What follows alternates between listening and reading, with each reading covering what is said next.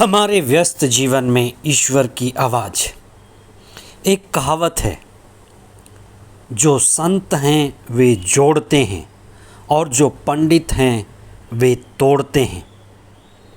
संत सुई और धागा का काम करते हैं, वहीं पंडित तोड़ते हैं, खंड खंड करते हैं, टुकड़े टुकड़े करते हैं। यहाँ पंडित यानी उदार ज्ञान वाला व्यक्ति। इसीलिए हम संत परंपरा की बात सुनते हैं, पंडित परंपरा की कोई बात नहीं करता। आज जोड़ने वाले की ज़रूरत है, संत की ज़रूरत है, संत परंपरा की ज़रूरत है। ईसा जोड़ने वाले थे, ईश्वर जोड़ता है।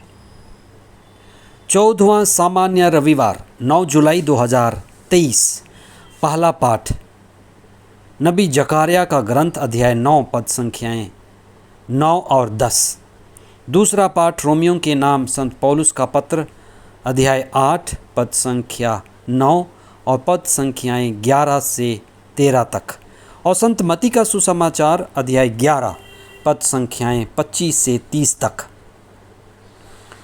हम पवित्र स्थानों में जाते हैं और वहाँ बड़ी श्रद्धा से सिर झुकाते हैं। पवित्र स्थान और तीर्थ स्थानों पर ईश्वर की प्रतिमाएं होती हैं। हम प्रार्थना स्थलों में भी पवित्र प्रतिमाएं देखते हैं। इनके पीछे क्या राज है, क्या रहस्य है?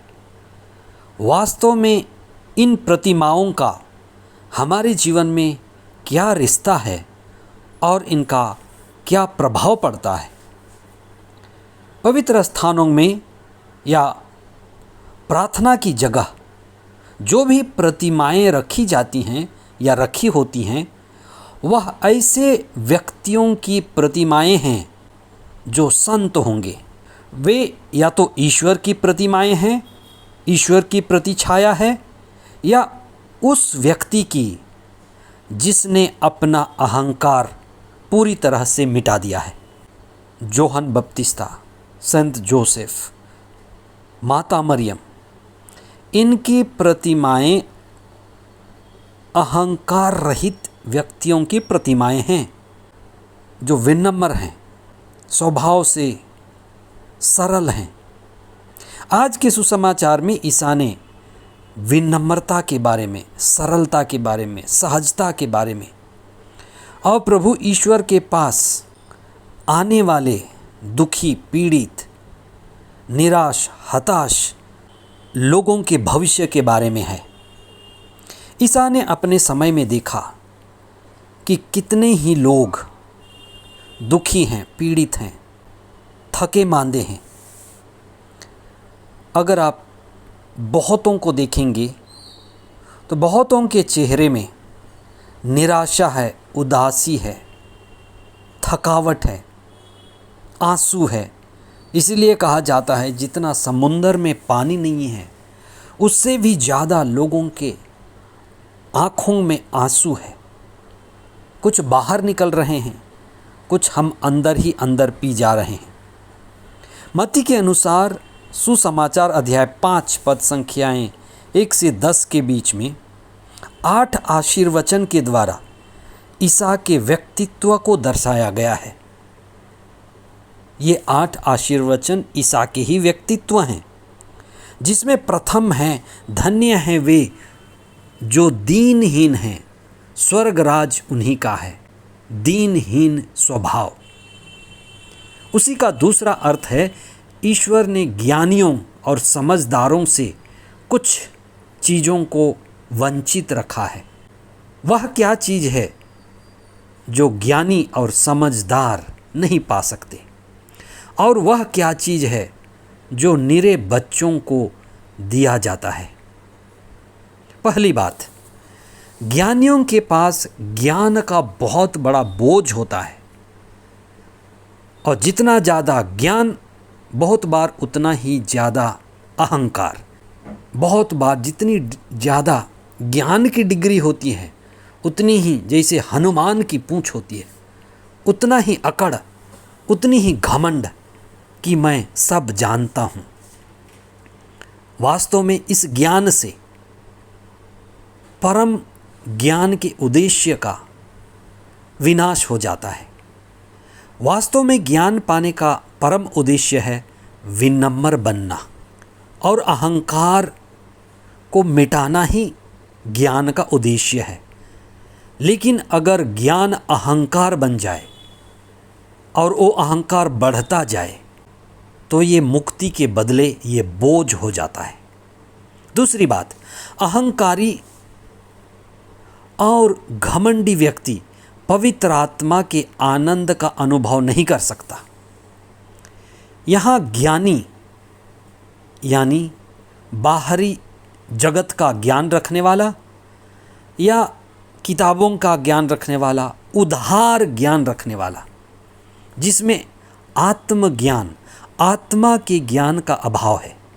दूसरी बात ये भी है कि बाहरी जगत का ज्ञान या उद्धार का ज्ञान जो बोझ बन गया है वो सिर्फ अहंकार बढ़ाता है और उस बोझ के द्वारा हम जीवन में जो शिक्षाएं देते हैं वो शिक्षा भी बोझ बन जाती है। इसीलिए ईसा ने कहा, मेरा जुआ अपने ऊपर ले लो। जुआ यानी शिक्षा, प्रज्ञा। इसीलिए ईसा कहते हैं कि मेरा जुआ, मेरी प्रज्ञा, मेरी शिक्षा अपने ऊपर ले लो, आत्मसात करो। ईसा की शिक्षा आत्मापूर्ण शिक्षा है, एक नई शिक्षा है जिसमें बोझ नहीं है।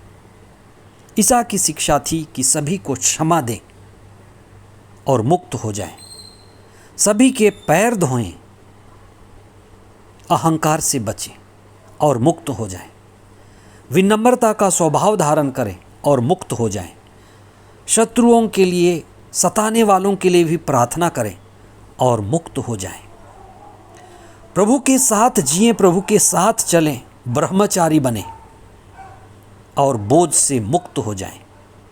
अगर हमारा जीवन ऐसा होगा तो हमारा जीवन, हमारा मन, हमारा हृदय सब हल्का होगा, आत्मापूर्ण होगा। हम आत्मा और ईश्वर केंद्रित जीवन बिता पाएंगे। इसीलिए आज के पहले पाठ में नबी जकारिया ने ईसा जो आने वाले मुक्तिदाता थे उनके विषय में कहा था कि वे बड़े विनम्र स्वभाव के होंगे।